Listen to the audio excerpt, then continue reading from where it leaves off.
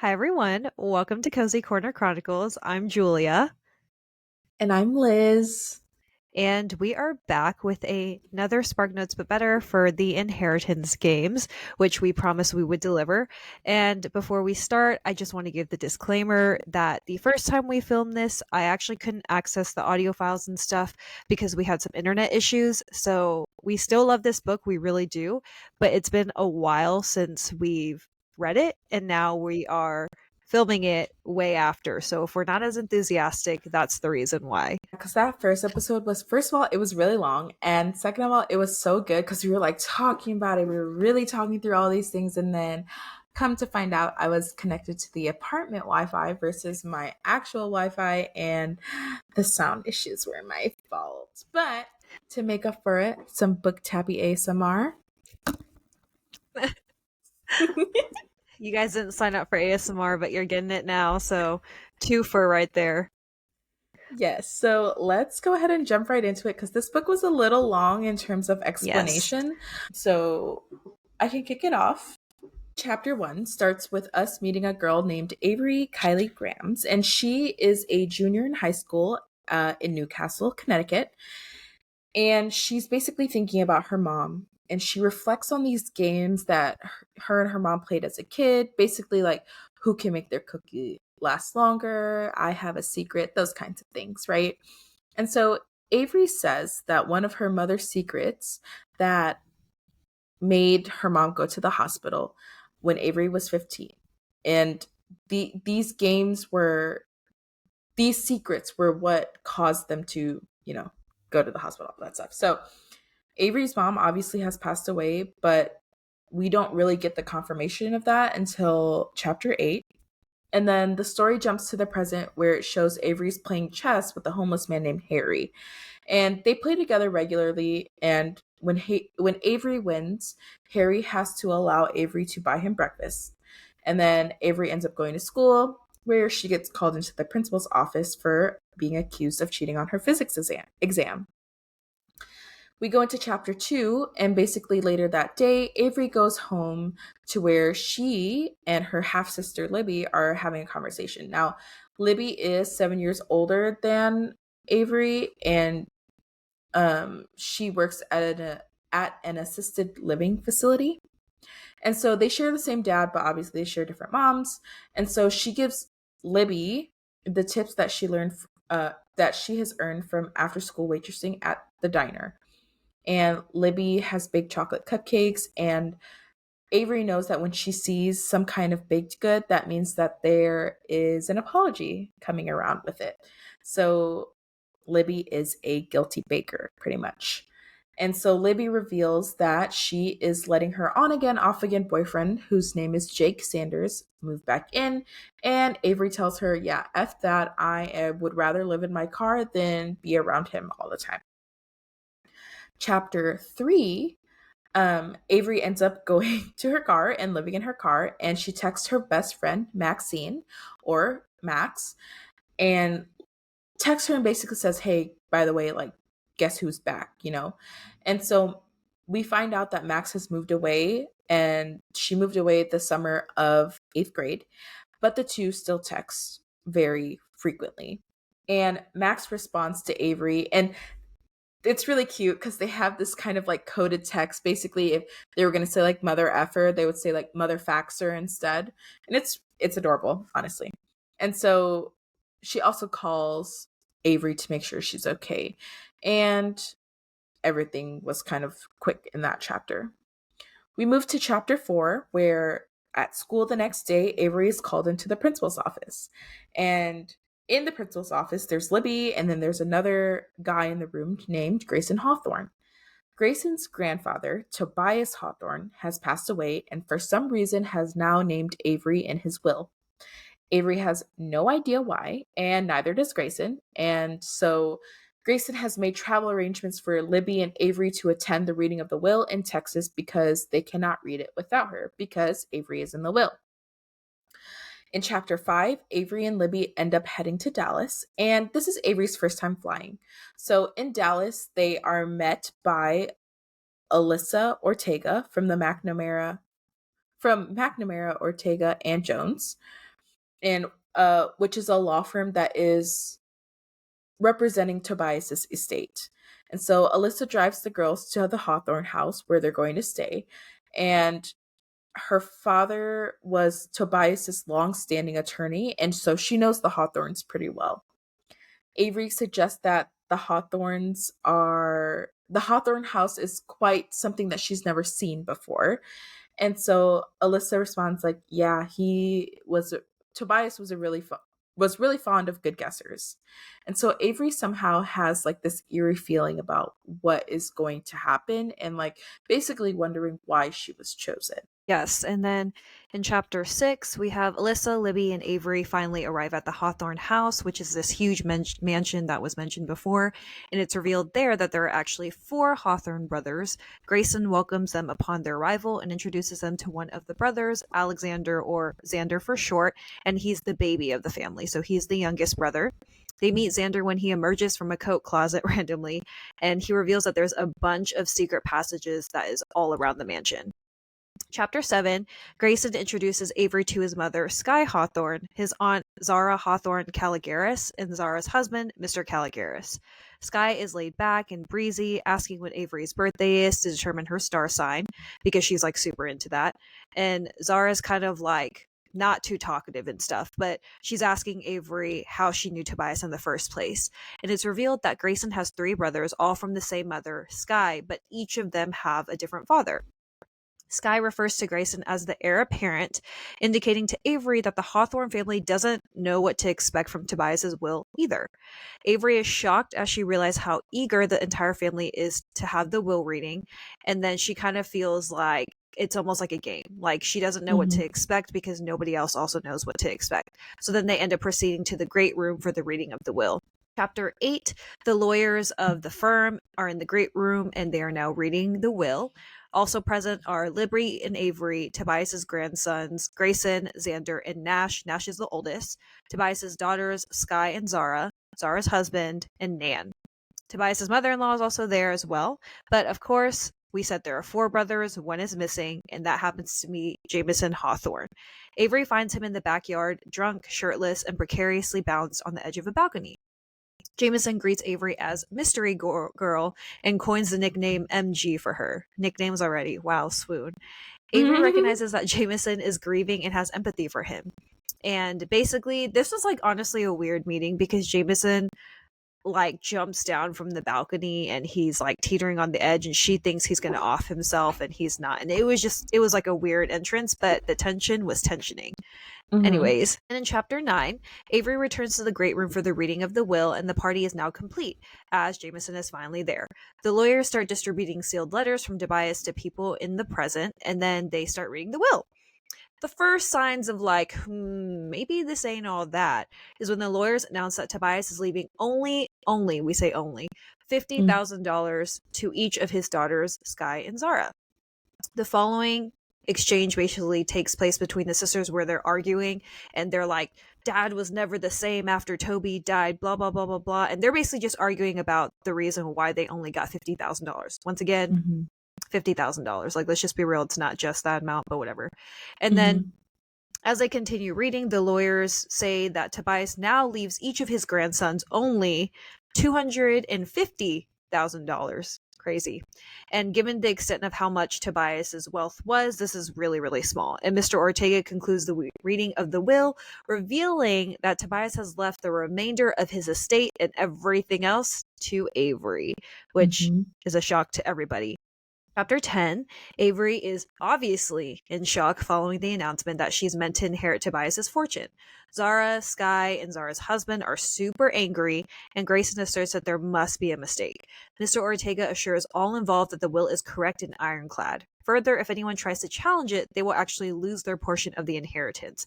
Of course, this causes the tension to escalate, and then John Oren, who is the head of security, who Tobias left part of his fortune to, steps between Avery and the angry family. He informs him that the letter he got from Tobias asked him to continue serving as a security detail at Hawthorne House for Avery.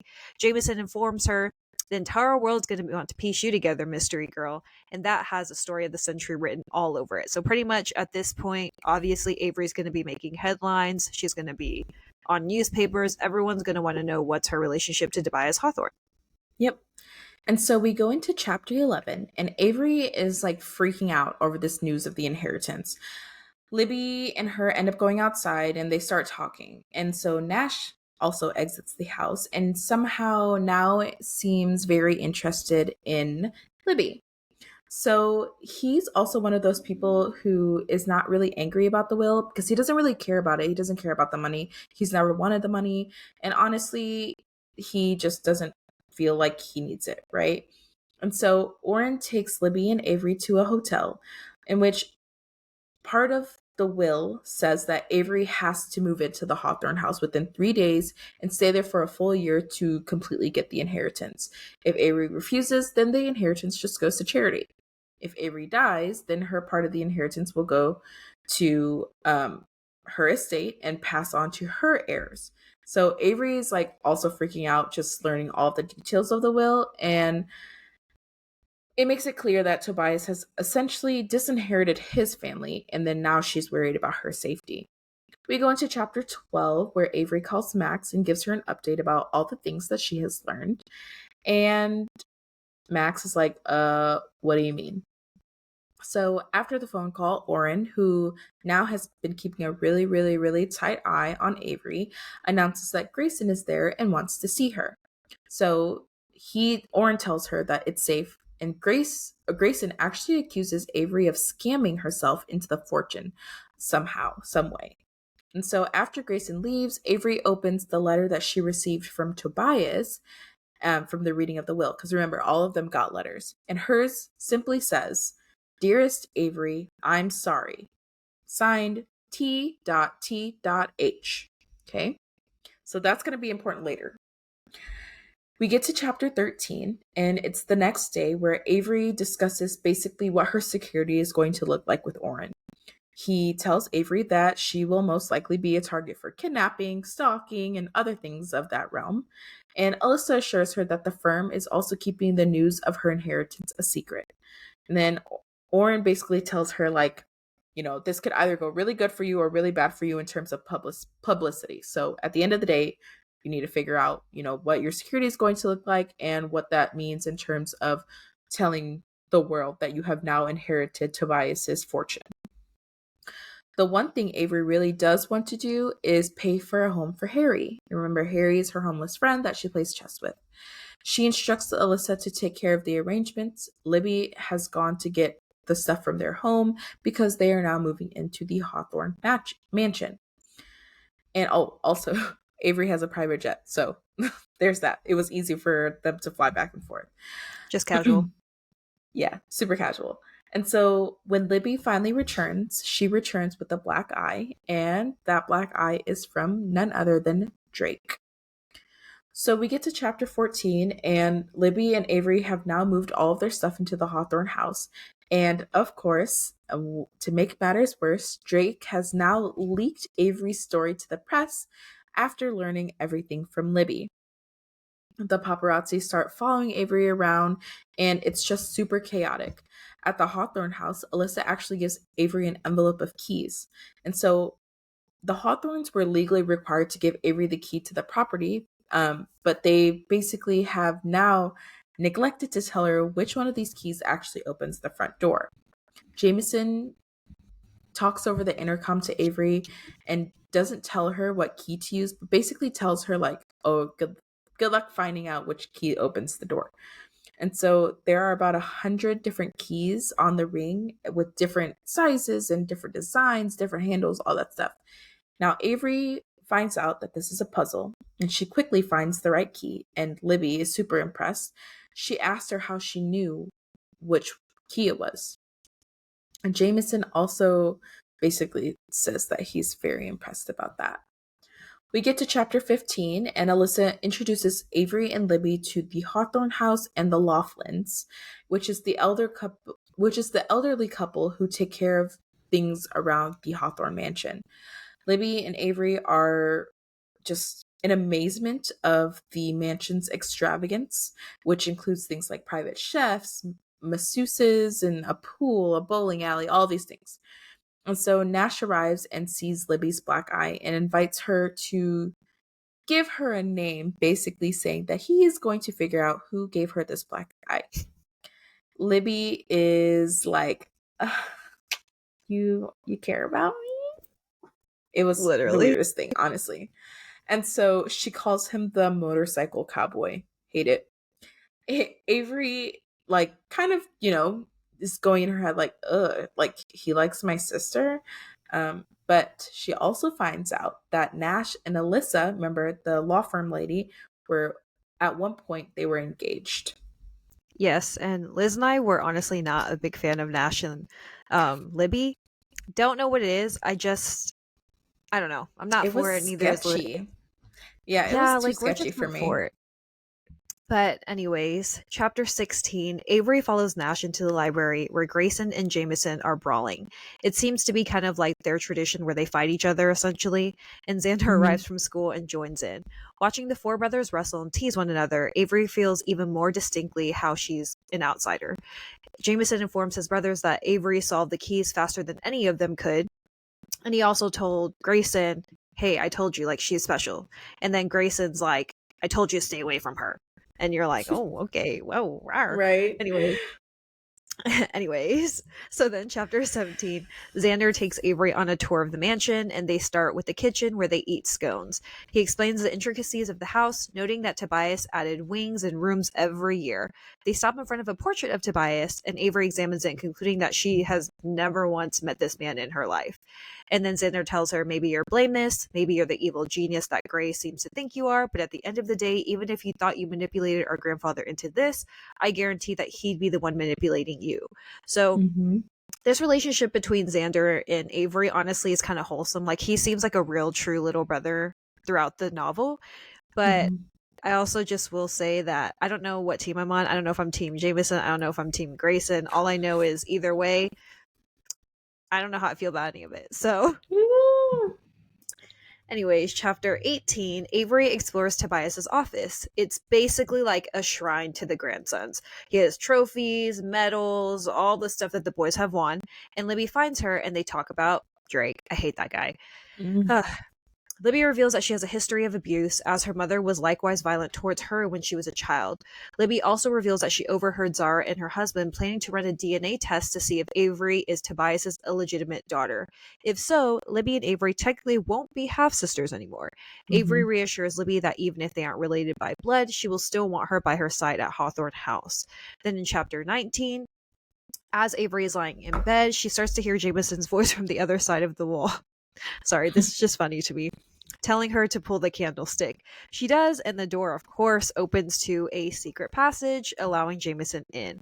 Jameson is flirtatious, telling her it would be a shame if the DNA test were to show that they're related, but of course, Avery is like, guard up, because she thinks everyone's Mhm. trying to kill her, rightfully so. Mhm. She's convinced that if Jameson is flirting with her, it's for a reason. Jameson ends up revealing that his grandfather loves riddles and games because every Saturday since the boys were young, their grandfather would sit them down and give them a riddle, a puzzle, a challenge, something to solve. And he kind of believes that Avery is his last puzzle essentially before he's departing, aka he died. And then Mhm. chapter 20, Avery ends up reading Jameson's letter from Tobias, a stream of like, what's the word? Common sayings, essentially. Mhm. So the letter reads, Jameson, better the devil you know than the one you don't. Or is it? Power corrupts. Absolute power corrupts absolutely. All that glitters is not gold. Nothing is certain but death and taxes. There but for the grace of God go I, don't judge. Tobias, tatters all, Hawthorne. Yeah, see, to me, doesn't make any sense. I don't know. Mhm. Maybe to somebody who's a genius, maybe that made perfect sense, but to me, no, ma'am. And Avery is convinced that there's a clue in the letter in her own, but she doesn't get the meaning yet. The next morning, she's distracted by figuring out logistics with Alyssa, who has enrolled her in the Heights Country Day School. Then we get to chapter 21, and Oren drives Jameson and Avery to Heights Country Day School. And on the way, they're basically really invested in Jameson's letter from Tobias, kind of pulling out the meanings and the proverbs and everything that's in it. And in this chapter, Avery also reveals that her mother has passed away because she needed an organ transplant but had a really rare blood type, which left her really low on the transplant list. We get to chapter 2, and when they get to school, Jameson leaves Avery. And most people at this school pretty much ignore her, but then she is approached by Tia Hawthorne Caligaris, whose uncle is Mr. Caligaris, which is Zara's husband. Tia doesn't reveal her last name, but she's really friendly and helpful, and basically the only person that is to approach Avery that day. She expresses how she's very concerned that Avery is living in the Hawthorne house because basically she says that they're very twisted and everything is not what it seems to be, and you should not trust any of the Hawthorns. And yeah, so she just doesn't like any of the Hawthorns. We get to chapter 23, and Avery meets the headmaster of the school, Dr. Mack. And Dr. Mack suggests that Avery starts taking an elective called Making Meaning, which basically studies how the meaning is conveyed through arts, and it includes civic engagements with local museums, artists, ballets, etc. And she notes that this will be useful for Avery's work with the Hawthorne Foundation, which is the charity that Tobias had and obviously she hadn't heard of till now. And then Dr. Mack is super friendly and super nice and asks Avery what her passions are, and Avery tells Dr. Mack that she just wants to travel. We get to chapter 24, and Avery ends up talking to Max on the phone, where Max now reveals that reporters have contacted her family to get information about Avery. She tells Avery to not look at the news or read any articles that people are saying about her or any of the interviews that people are doing. And after talking to Max, Avery also runs into Tia again. Now she knows who Tia is, and so she's really on guard. Avery makes a point of not being too overly friendly with Tia. Then Tia drops a bombshell, and says, basically, you can think what you want about me, but the last girl who got tangled up with the Hawthorne brothers died. And so we were just like, what? Like that was really fast. So then we get to chapter 25, and Avery's like, what the hell? Like, what are you talking about?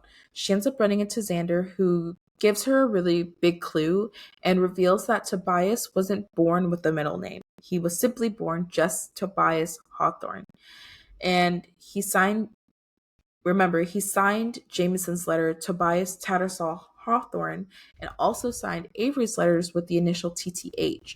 So Avery asked Xander if he will show her his letter, but he refuses and saying what would be the fun in that. Now that we talk about this, I'm like, I see why he didn't show his letter. It makes sense now. Mm-hmm. Mm-hmm. But chapter 26, Avery retreats to the school's library to unravel the mystery of Tobias Hawthorne's middle name. From texting Alyssa, she learns that he legally changed his name to add the middle name 20 years ago. She decodes tatters all to mean he left them all in tatters. Wow, 10 out of 10 IQ there.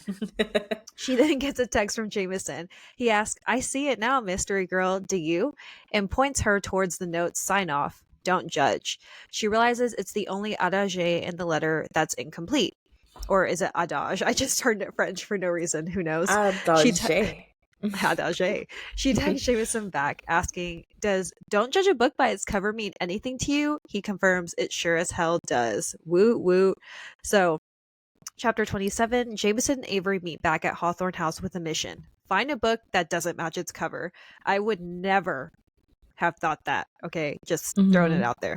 They start going through one of the mansion's libraries, with Jameson warning her there are more rooms to go through and this project could literally take weeks. While they work, Avery reveals that she met Thea and what Thea told her about a girl dying. Jameson responds her name was Emily, and from his tone, Avery can kind of guess that Emily meant something to him. Mm-hmm. Chapter 28, while exploring the mansion, Avery runs into Grayson. He remains the one brother who is openly hostile towards her, and in this instance, he tells her, you should be careful. And then he threatens her, suggesting he'll go after her family. And she responds, or what? Or what happened to Emily? What happened to me? Dang, ooh, burn. His response is Burn. unexpected. Avery notes it kind of looks like he was very hurt by that comment, and Avery realizes that Emily not only mattered to Jameson, but also mattered to Grayson. We got a homie hopper over here, and Chapter 29, Libby gives Avery some new gadgets, including a laptop and an e reader. She follows up on Max's previous advice against watching the news, warning Avery that Drake is giving unflattering interviews about her. Avery's curiosity is now piqued, and she insists on scrolling through the headlines. She ends up finding a video featuring a press conference from Sky and Zara, in which the two women imply that Avery manipulated Tobias into changing his will.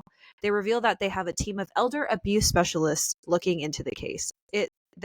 I don't that I got no words for That that. was OD. Yeah, that Chapter was 30. insane. No, literally. They're something else. But chapter 30. The next day, Avery talks to Alyssa, her legal liaison with the law firm, and about the claims that Sky and Zara are making. Alyssa assures her the lawyer will take care of it. Alyssa reveals that if the current will is deemed null and void, the estate will be governed by Tobias's previous will, which left his family even less.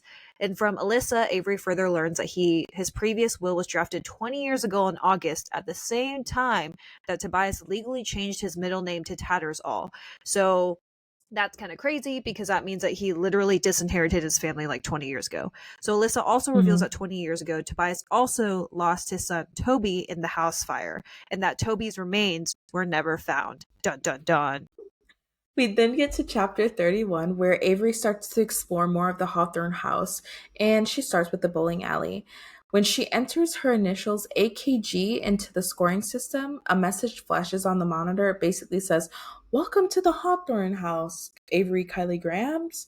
And she's like wondering in her head, did Tobias program all of this before like he died, you know? So she's like basically going crazy in her mind. So Avery then goes on to the mansion's athletic complex where she finds Jameson, of course, drunk and shirtless, and he's scaling the rock climbing wall. And so Avery notices again that scar on his torso, and she follows him up and slips, but he grabs her hand and saves her. Team Jameson. So Avery can no longer deny her attraction to Jameson as she watches him, and she's kind of like swooned by him at this point. And then she realizes that she's being watched. And of course, she's being watched by Grayson. And yeah. So we get to chapter 32, and Avery and Jameson resume their mission to find the book that doesn't have the matching cover. They're joined by Grayson, who also reveals that that his letter was identical to Jameson's. Now, they're convinced that there's a clue in the letter. Grayson says that their grandfather wasn't in his right mind when he did all of this.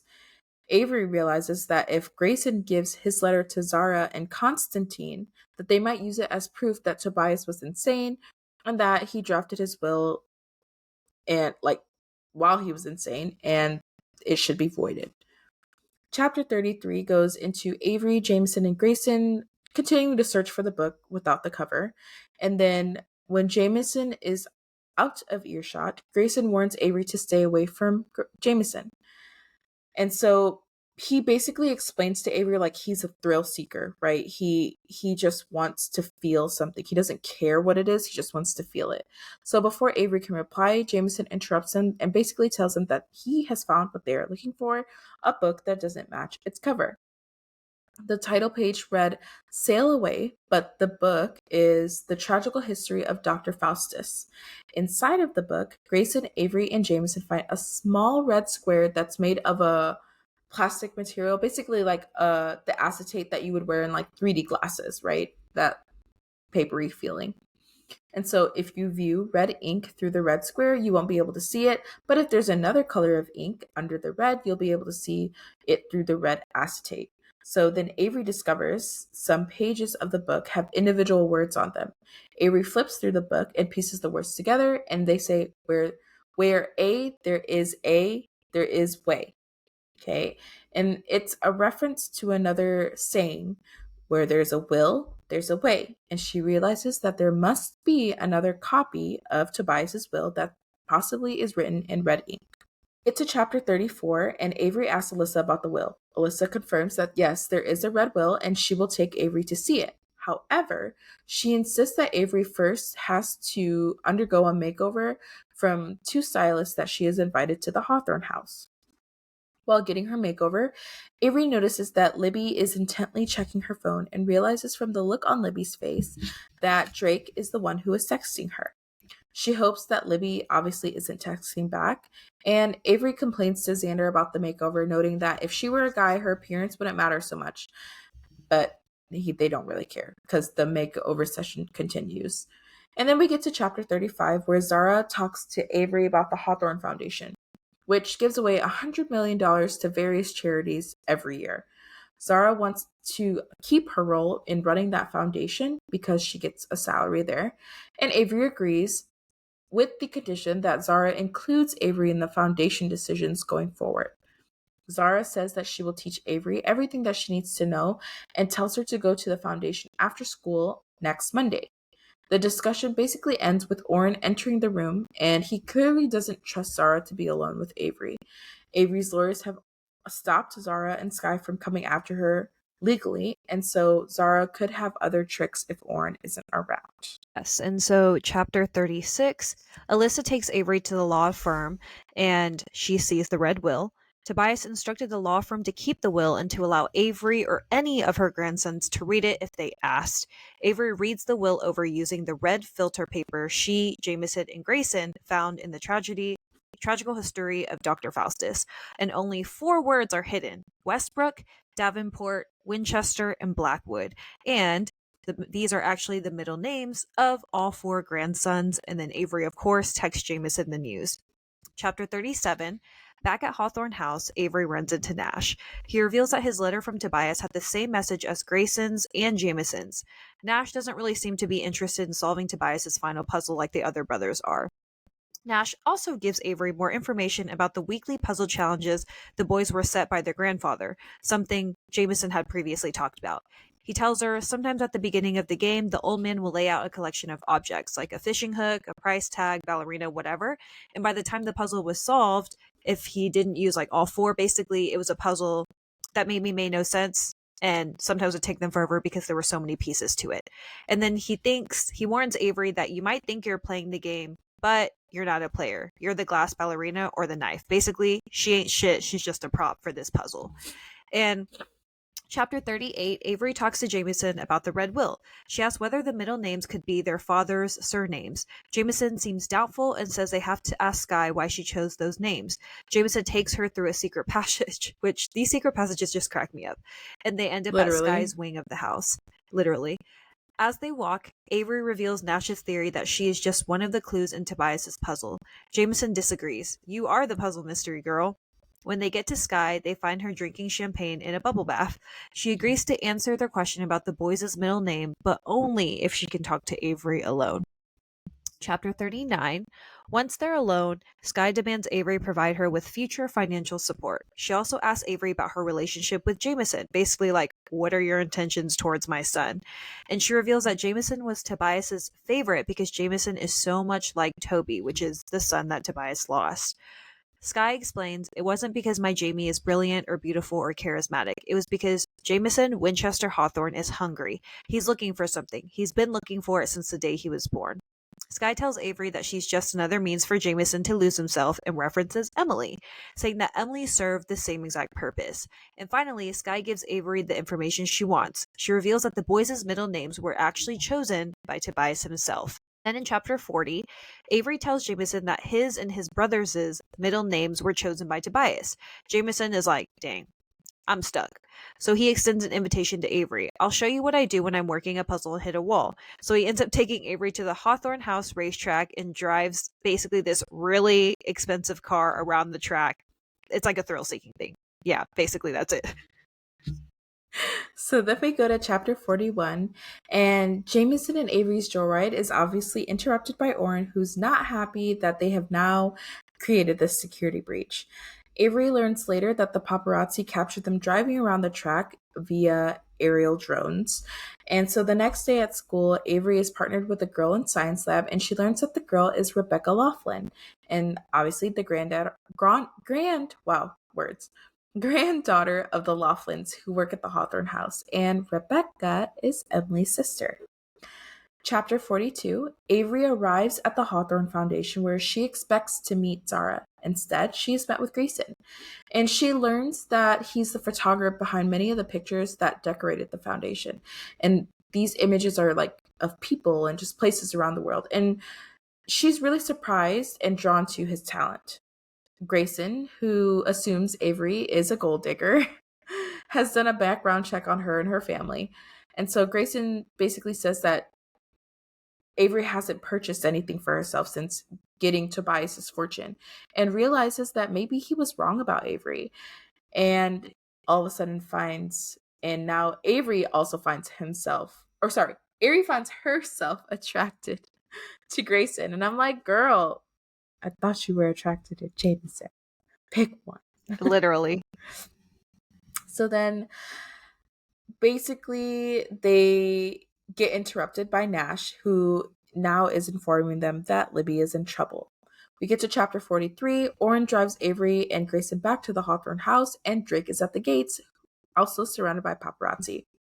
Against Oren's and Grayson's advice, Avery holds an impromptu press conference, and her aim is to basically get the media off of Drake and onto her. She calls to the press, and they come to her and she says, I know why Tobias left the change of will to her. Like, she basically says, I know the truth. I know why he chose me. And so we go to chapter 44, where Avery arrives at the house and finds Libby baking cupcakes in the kitchen. Nash is with her, and Avery finds it really strange, kind of like, why is he tagged on to Libby so much? And we also did find out that Nash has a thing like for charity cases, not like thing like he falls in love with them or anything, but he likes to help people. And so Avery remembers that Alyssa says that Nash has like a savior complex, and she's wondering if that's what the case is with Libby at this moment. We get to chapter 45, and that night Avery Googles Emily Laughlin and finds an obituary, but no headlines about Emily. There's no mention about the Hawthorne boys or anything like that in the obituary. Avery is interrupted by Jameson, who again sneaks into her room via the secret passage. And so she lets him in, and he asks her if she was lying to the paparazzi. Obviously, she says yes. And Jameson and Avery both realize that the boys' middle names are highlighted in the red will. They don't refer to the names exactly, but they refer to places. The Blackwood, Westbrook, Davenport, and Winchester.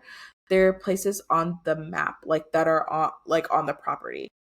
So Avery agrees to go on a walk with Jameson to follow the clue. And the first place they go to is the Westbrook. Yes. And then chapter 46, Jameson takes Avery to the bridge where Tobias proposed to his wife, Alyssa O'Day Hawthorne. On the way, the two pass Wayback Cottage where the Laughlins live. Avery can't help but think of Emily. Although she doesn't ask, Jameson volunteers more information about Emily himself, telling her that Emily had a congenital heart condition and got a transplant when she was just 13 years old. Avery asks her what happened to Emily, Avery asks him what happened to Emily, to which Jameson cryptically responds, Grayson happened to her.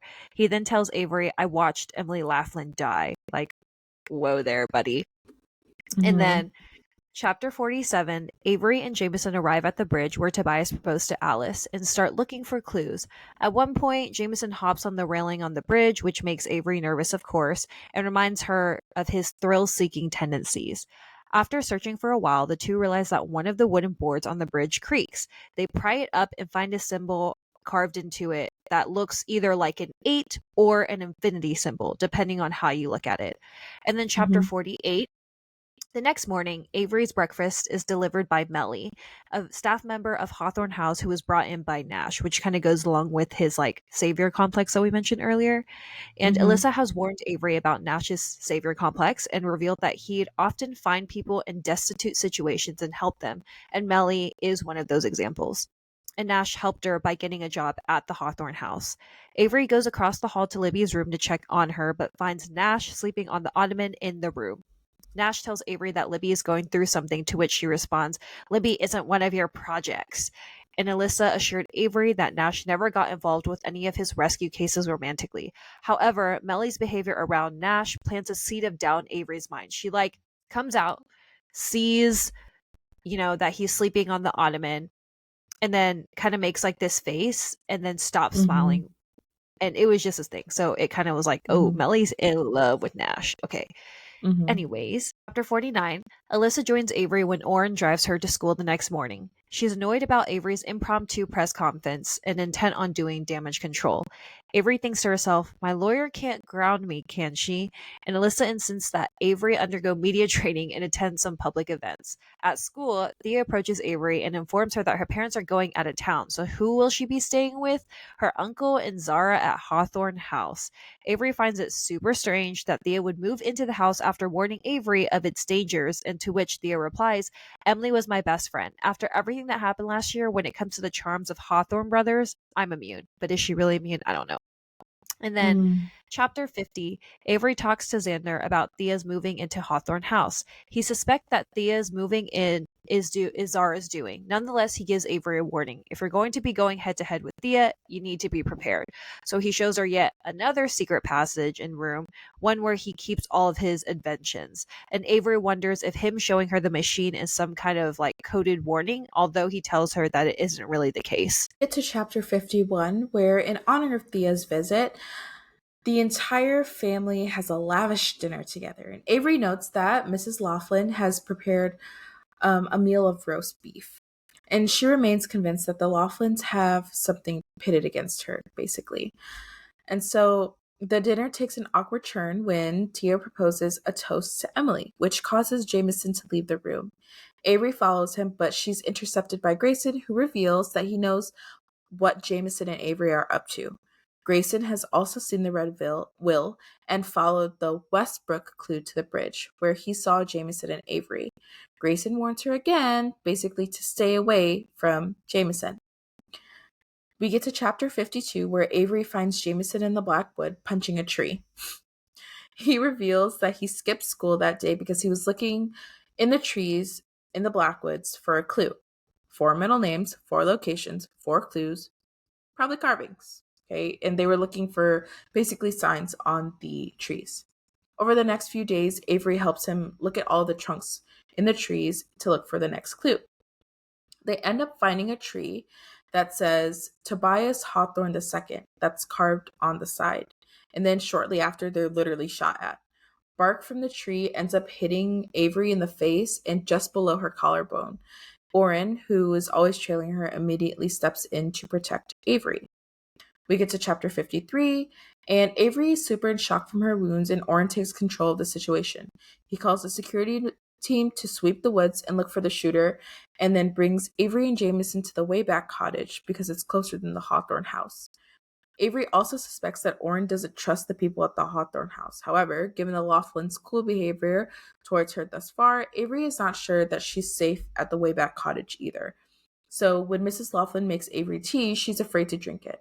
Oren sips from the cup first, silently telling her, hey, it's okay to drink the tea. Oren removes the bark from Avery's wound and stitches her up, and then Mr. Laughlin arrives right after they finish, and it's revealed that Rebecca's visiting her grandparents, though she's nowhere to be found in that moment. And so Avery's like, well, where the hell is she?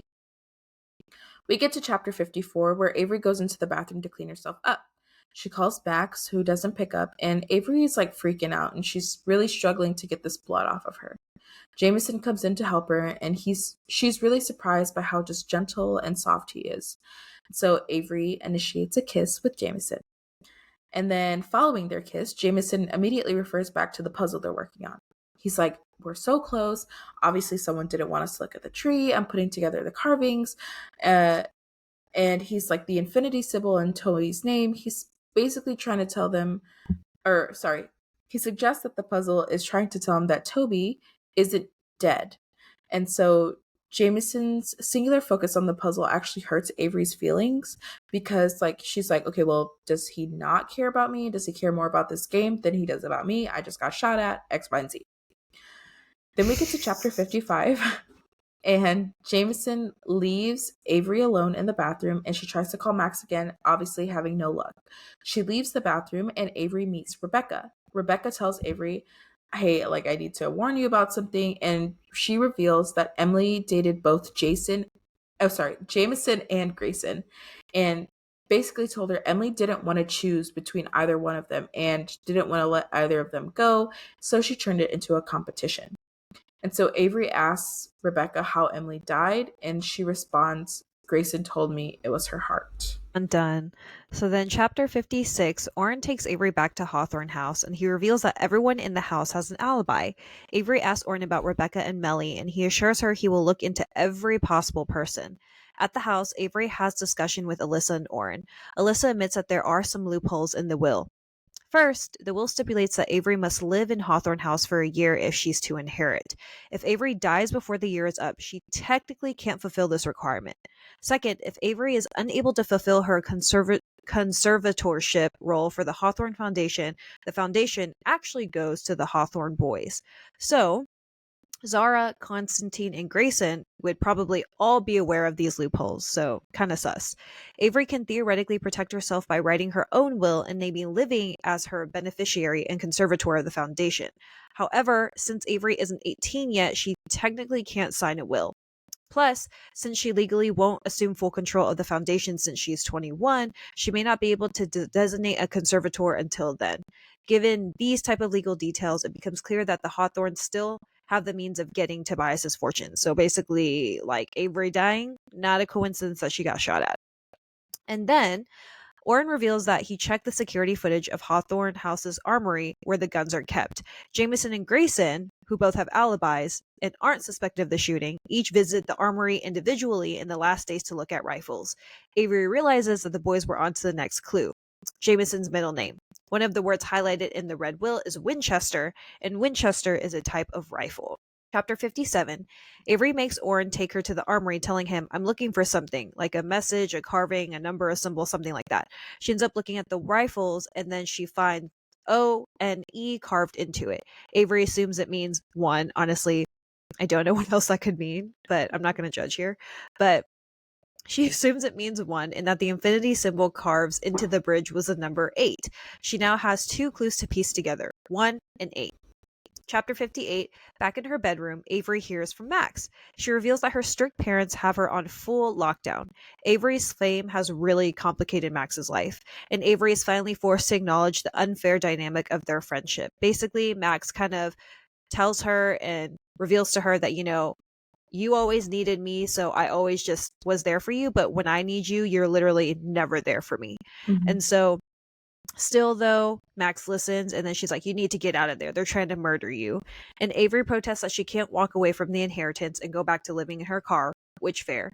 And as she's falling asleep, Avery starts to hear scratching from the other side of the wall, where the secret passage is, and the one that Jameson has used to enter her room in the past. She tells Oren, who searches the passage and finds it empty.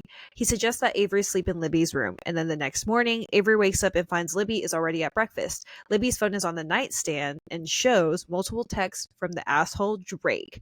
And Mhm. then, chapter 59, Avery goes down to the breakfast room. Nash, Libby, Zara, Constantine, Nan, Xander, and Thea are all already there. Thea and Xander both know about Avery's kiss with Jameson because Rebecca told them. And then basically Xander's like, any hookups travel real fast. Although they know about the kiss, they don't know about the shooting. So Grayson comes in and asks to speak with Avery in the hall. Chapter 60, Grayson asks Avery what happened, and she tells him she was shot at.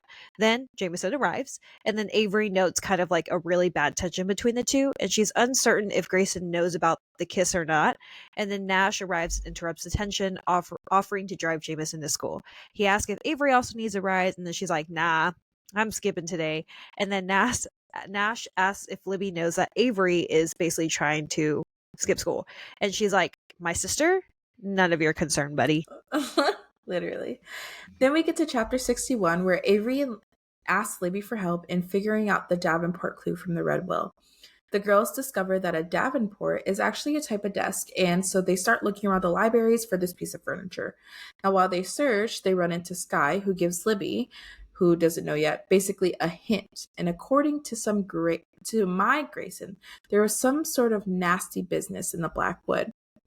Chapter 62, Libby asks Avery what Sky means by that nasty business, and Avery tells her about the shooting. Libby's super upset that Avery didn't tell her sooner, and then Drake's name comes up, and Avery tells Libby that she knows about the text. Libby says that she hasn't texted him back, but Avery also points out that she hasn't blocked him. And Libby further reveals that she has been in touch with their father, and Avery is just shook, as she obviously has not seen her father in about 2 years. And her father's name is Ricky Grams. She tells Libby that he just wants money, just like Drake, just like your mom. So, chapter 63, she has a fight with Libby, and Avery just basically continues her search for this Davenport. In her search, she discovers Nan is sitting in front of the piano, and she asks if Nan plays, to which she replies, I did when I was young, but then got too much attention for it, and then her husband broke her fingers and put an end to her piano career. Nan says that her husband died in a tragic accident not long after that, making Avery wonder, did she kill him? Anyway, Sus. anyways, they're interrupted by Nash, and again, Avery asks him what his intentions are towards Libby. Nash responds by asking what Avery's intentions are towards Jameson, kind of like a little touche moment. And Avery admits to Nash that his warnings regarding Tobias's games was correct. Okay. So then we get to chapter 64. Helping Avery in her search for the Davenport, Nash actually takes Avery to another hidden wing of the Hawthorne house, which is Toby's wing. And he explains that Tobias had it walled off when Toby died. So they pass through a playroom with the pinball table, and Avery stops to play. There is another pre programmed welcome that shows, Welcome to the Hawthorne house, Avery Kylie Grams. Avery realizes that it's the same message that she got when she was in the bowling alley, and she felt like the ghosts of Tobias Hawthorne basically surrounding her. And so Nash shows her the game room of the house, where she's astounded to find thousands of board games. We get to chapter 65, and again, they're still looking for this Davenport. Nash learns about Avery's injury and the shooting. He was genuinely surprised, which eliminates any suspicions that he may be a suspect in that shooting. He tells Oren that he's going to question his people. Avery realizes that this includes Melly, who has already crossed her mind about a possible suspect. When Avery finds the Davenport, Grayson is already there waiting, he claims, for Jameson. And together they discover a clue. Inside a hidden compartment in the Davenport is a plastic keychain in the shape of a number 1. This is literally like an escape room to the max. So, chapter 66, Avery now has 3 clues from the Red Will: 8, 1, and 1. She has trouble sleeping that night and has a dream about her mother. In the dream, her mother tells her, I have a secret about the day you were born. The next morning, Avery is awoken by Alyssa. She has arranged an outing for Avery to go shopping, and Alyssa basically explains that this is an attempt to do damage control for her stupid impromptu press conference. And so, there's a charity benefit that she will be attending in the evening, so she has to go shopping for it. Chapter 67, Avery is joined on her trip by Alyssa, Oren, 2 additional security men, and Thea. Thea wants to know why Rebecca has been crying, and Avery realizes that Rebecca told Thea about Avery's kiss with Jameson, but not about the shooting. The boutique where they go shopping has been closed down just for them, and as they enter, they are swarmed by paparazzi. Chapter 68. After Avery finishes shopping, Oren drives the car with Avery, Thea, Alyssa, and the 2 additional security guards back to Hawthorne House. A car tries to run them off the road, and Oren gets them to safety while police swarm the vehicle that attacked them. Alyssa and Oren reveal that the entire outing to the boutique was a trap, and they used Avery as bait, luring out the person who was trying to harm her by ensuring the outing was highly publicized. Smart, I guess. But Drake was driving the car that tried to run Avery's vehicle off the road, and the police found a rifle in his car that is a match for the bullets found at the scene of the shooting. Alyssa notes that if Drake was the shooter, someone would have had to let him onto the estate, implying maybe Libby did. She explains, if something happens to you even without the will, your father and your sister are technically your heirs. Dun dun dun. So, chapter 69, Avery arrives back at the mansion to discover that Libby has been taken to the police station. Nash is angry, pointing out that Alyssa failed to protect Libby. Alyssa notes that since Libby wasn't under arrest, she really had no obligation to actually go with the police. And Nash kind of retorts that. Unlike Nash and Alyssa, Libby doesn't know this. And so, she's like, you're really going to just stand there and act like we weren't all raised to never talk to the authorities without a lawyer, blah, blah, blah, blah. And then Avery instructs Alyssa to send someone to help Libby at the police station after this. Avery wants to be alone and process what's happened. However, now she has media training class. So then chapter 70, Avery completes a media training session with Landon, who coaches her on what to say, when to say it, and when to stay silent. Landon concludes the training by saying, now we're going to play a little game. I'm going to ask you a question, and you're going to go do your one thing you must answer. And basically, you're just going to learn one answer that you're going to master, and that's the only answer you're going to give. So Landon then peppers Avery with a string of sordid questions, asking whether her mother had an affair with Tobias, how she responds to people who call her a con woman, and whether it's true that her sister is in a relationship with the man who tried to kill her. We then get into chapter 71, where Avery's stylist and hair and makeup professionals prepare her for the gala. One of them confirms that they're supposed to make Avery's hair like the picture that they were given. Avery is assuming that it was a photo that Alyssa had given them, and so she agrees. This unique hairstyle consists of a really complicated series of just interwoven braids. And so to finish the look, the stylists give Avery a statement necklace of white gold and emeralds.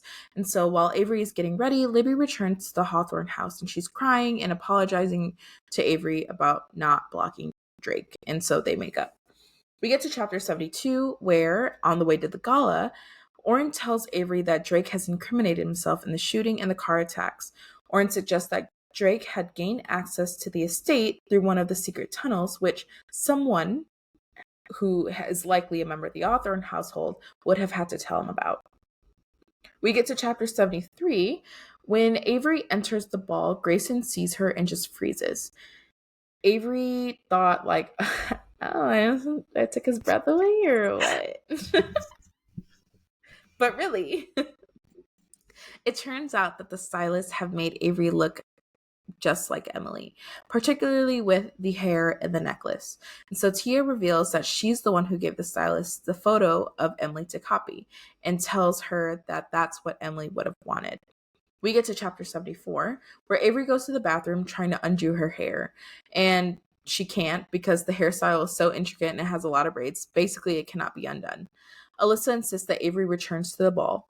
Seated at the gala table dinner next to Grayson, Avery explains to him that she didn't copy Emily's style on purpose. However, she's really rattled up about it. She accidentally knocks over Alyssa's wine, and the wine stained the white tablecloth red. And from the beginning that the will has been read, there was something obvious. Basically, she didn't belong here, and she knew that she never would. We get to chapter 75, where Avery just goes away from the gala ball into a quiet room where she finds Jameson. And he reveals that he's also solved the Davenport clue and has some information as her and Grayson. It has the same information, so the 811 clue. Except there's still one clue left, which is Blackwood. Jameson tells Avery that he doesn't care that she's wearing Emily's braid or because he doesn't care about Emily. He reveals to her that he actually broke up with her that night and got tired of the games that Emily was playing. And so after he told her that she was done with the relationship, she died a few hours later. They're interrupted by Grayson, and Jameson leaves, and Avery tells Grayson what Jameson told her about Emily, and Grayson replies, "Did he tell you that I killed her?" This book just keeps going. Yeah. It's going quick. So chapter 76, Grayson leaves and Avery is left alone.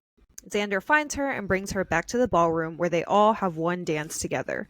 During the dance, he reveals he invested in cryptocurrencies at a young age and sold them. So he's a multimillionaire independent of the Hawthorne estate. Of course he is. So a fact that not even his brothers know. Mm-hmm. He also reveals that he fake dated Thea to protect Thea and Rebecca, who had a secret relationship. Emily found out about the liaison that night she died. She was angry, felt betrayed. The song and dance end before Avery can find out more. And then Xander tells her that he knows the final clue and instructs her to go back to the Hawthorne house where there will be a helicopter waiting. And then chapter 77, Avery goes to Hawthorne House to find a helicopter waiting. Jameson's already there, and Grayson joins them shortly after. They fly over the woods and see a clearing in the shape of a number 0. So now they have all 4 clues from the Red Will, 8110. Rearranging the numbers, they realize it's a date, October 18th, which is 10/18. This is Avery's birthday, but it's also the day that Emily died. Mm-hmm. Jameson is enraged by the revelation, thinking it's Tobias's way of reminding him and Grayson that they let a girl come between them, and the disastrous results that it had. He calls Tobias a sick son of a bitch and tells Avery, "Congratulations, heiress. I guess you had the good fortune of being born on the right day. Mystery solved." And then chapter 78. Like Jameson, Grayson believes the mystery is solved. He also thinks Tobias's puzzle is about Emily and how she came between Jameson and Grayson. He tells Avery more about the situation, and when Emily realized that Jameson and Grayson were both attracted to her, she basically turned their love into like a game. And then they basically said they played the game. Mm-hmm. And then Grayson reveals that the night of Emily's death, Emily called him and told him she had chosen him. Emily wanted to celebrate by going cliff jumping. Shortly after jumping off a cliff, Emily died, presumably because of her heart condition. Tobias blamed Grayson for the incident, and he said that what happened to Emily wouldn't have happened if you had put family first, if he had refused all along, and if he had ultimately chosen his brother over her. And then chapter 79. Unlike Grayson and Jameson, Avery doesn't believe the game is over and the mystery is solved. She notices a self-portrait of Tobias Hawthorne signed Tobias Hawthorne XXVIII and realizes that the Roman numerals can be read as 10 and 18. Again, behind the portrait, she locates a keypad and inputs the code 1018. She finds a stained glass octagon with a fresh riddle. Top of the clock, meet me at high, tell the late day hello, wish the morning goodbye. A twist and a flip, what do you see? Take them two at a time and come find me. Can't lie, don't know what that means, but it rhymes, so that's all that matters. So, chapter 80, Avery tracks down Jameson to tell him that 1018 isn't the final answer, but actually another clue. Jameson's like, yeah, I don't really care. I'm not playing this anymore. And she also tries to find Grayson, but Nash insists that he needs some time to himself. Avery considers Jameson and Grayson's theory and just kind of reminds herself, like, is his game really just to make them realize that they should put family first? However, she can't accept it, and she's convinced that there is more to find out. We get to chapter 81, where Avery is still trying to figure out the riddle surrounding the one piece of stained glass, but she's not having any luck. So Xander approaches her and recognizes that octagonal piece of stained glass and agrees to help. We get to chapter 82, where Xander takes Avery to the great room where there's a huge stained glass window. It includes a piece of stained glass the same shape as the one that Avery found from the riddle. By pressing on one of the octagonal pieces of glass, Avery can make it move. So when the light shines through at high noon, which is top of the clock, meet me at high, till that's afternoon, the glass will shine on a particular floorboard. So Avery and Xander locate that floorboard and push on it. The floor sinks, and Avery and Xander are now below the great room in one of the Hawthorne's house's many tunnels. And so they're facing a staircase, which also fits the riddle. Take them two at a time and come and find me. We get to chapter 83, where they follow the stairs down, and Avery and Xander find a room. One wall has Avery's initials carved into the cement wall. When Avery walks towards the initials, a laser light kind of like passes over her face, and then there's a beep, and then the wall splits like an elevator door opening. And Xander basically says, like, oh, that's facial recognition. So even if they had found that place, they wouldn't have been able to open it without Avery. In the next room, there's a door with 4 touch pads, and each one of them is for the Hawthorne's boys, and each of them have like initials next to them. So to open each door, each boy needs to place his hand on the touchpad using fingerprint identification to unlock. And then we get to chapter 84, where Xander leaves Avery in the room and he goes to get his brothers. So Avery's waiting, and then all of a sudden she hears footsteps, and she remembers the fact that the person who tried to shoot her gained access through the estate via the tunnels. So as a figure approaches her, she's freaking out, but then she realizes it's Rebecca. And Avery didn't suspect that Rebecca had anything to do with the shooting. So, chapter 85, Rebecca is clearly unwell, and it seems as if she's been crying and she's hella distraught. And Avery asks Rebecca where she was the night of the shooting, but Rebecca doesn't answer. Instead, talks about Emily and how she died that night. She reveals that Emily found out about her and Tia that afternoon, and Emily was really angry, and she viewed that relationship as a betrayal. So, to make up for it, Tia agreed to cover for Emily while she snuck off to go cliff diving with Grayson. Rebecca then told Jameson about Emily and Grayson's plans, and Rebecca ends up changing the topic and apologizing to Avery. She reveals that she saw Sky meeting with Drake in the tunnels the day that Avery was shot, and she apologizes for keeping silent and not telling her what happened. Honestly, this Emily chick, she controlling things from the dead, Right. bro. Hello? So, I know. So, chapter 86, Grayson enters interrupting Rebecca and Avery tells him that Sky was the person helping Drake, and Rebecca confirms this fact before leaving. When they're alone, Grayson asks Avery to let him handle Sky instead of calling the police, and they play a game for it, Avery thinking of a number and Grayson guessing it correctly. Grayson assures Avery he'll handle Sky and protect Avery at all costs. Nash and Xander enter next, and they wait on Jameson. When Jameson arrives, he reveals that he followed Grace and Emily the night they went cliff jumping. He was watching Emily on the shore while Grayson had gone to get the towels. Emily saw Jameson watching her and called to him. Then she started gasping for air, making strangle sounds, and honestly, Jameson just assumed she was trying to get his attention, toying with him, all that stuff that she usually does, and so he walked away. By the time Grayson returned with the towels, Jameson was gone and Emily was dead. Tobias somehow knew about the incident and then cornered Jameson a few days later. He told me that he knew I'd been there and asked whether I felt like guilty. He wanted me to tell you Gray and I wouldn't.